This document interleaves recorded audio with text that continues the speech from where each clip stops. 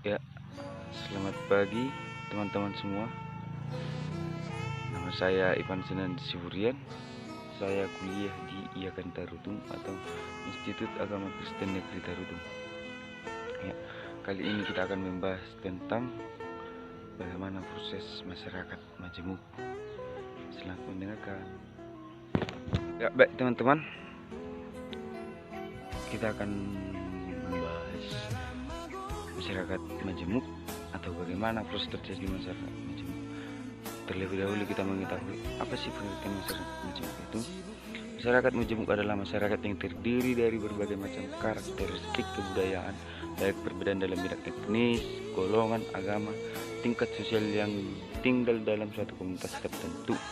Kenyataan bahwa masyarakat Indonesia merupakan masyarakat yang terdiri dari kelompok-kelompok suku, agama, daerah, ras yang beraneka ragam merupakan ciri khas masyarakat Indonesia. Baik teman-teman, ada 6 ciri-ciri masyarakat majemuk menurut Pandebli.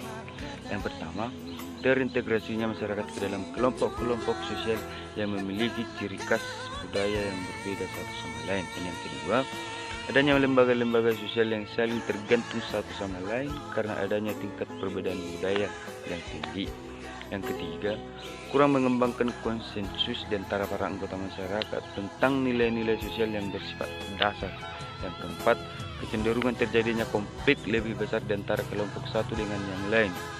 Dan yang kelima, integrasi sosial tumbuh di antara kelompok sosial yang satu dengan yang lain.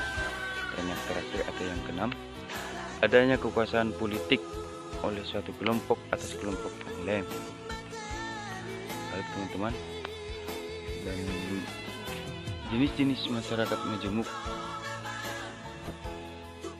menurut konfigurasi dari komunitas etnisnya, masyarakat majemuk dapat dibedakan menjadi 3 kategori sebagai berikut. Pertama, masyarakat majemuk dengan kompetisi seimbang, yaitu masyarakat majemuk yang terdiri atas sejumlah komunitas atau kelompok etnis yang memiliki kekuatan kompetitif seimbang. Kedua, masyarakat majemuk dengan mayoritas dominan, yaitu masyarakat majemuk yang terdiri atas sejumlah komunitas atau kelompok etnis yang kekuatan kompetitif tidak seimbang. Dan yang ketiga, masyarakat majemuk dengan minoritas dominan, yaitu masyarakat yang antara komunitas atau kelompok etnisnya terdapat kelompok minoritas tetapi mempunyai kekuatan kompetitif di atas yang lain sehingga mendominasi politik dan ekonomi. Dan yang keempat, kekuatan majemuk dengan fragmentasi adalah masyarakat yang terdiri dari sejumlah kelompok etnis namun semuanya dalam jumlah yang kecil sehingga ada satu kelompok yang memiliki posisi politik atau ekonomi dominan terhadap lainnya. Bagaimana sih hidup di tengah masyarakat majemuk? Ya, kemajemukan menuntut orang Kristen di Indonesia untuk hidup berdampingan dengan penganut agama kepercayaan lain, membina sikap toleransi, saling menghargai. Beberapa sikap kritis yang harus kita kembangkan dalam menghadapi bentuk-bentuk konsekuensi sosial dari masyarakat majemuk, diantaranya adalah sebagai berikut.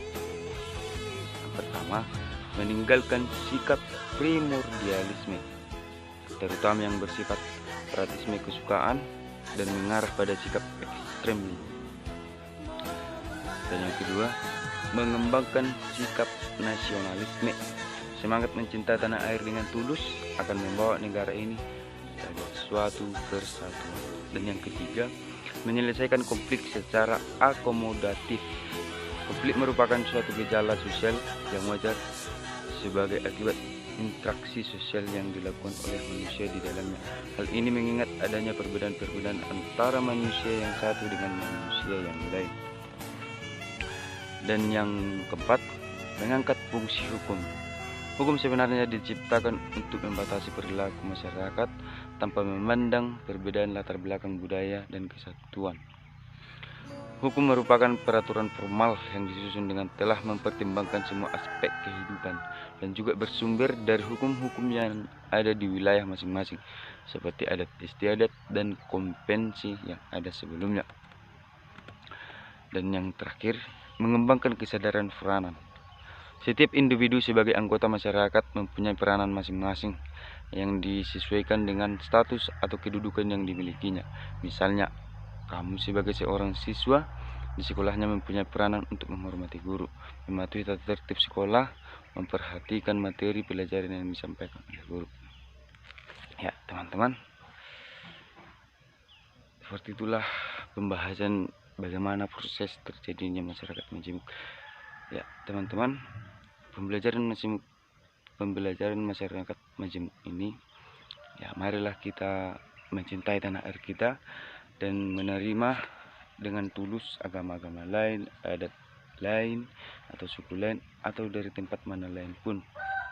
Ya, kita sebagai manusia harus juga ada kesadaran untuk orang-orang di sekeliling kita. Baik teman-teman, semogalah masyarakat majemuk ini, pembahasan masyarakat majemuk ini berguna untuk kita semua. Sekian dan terima kasih. Shalom.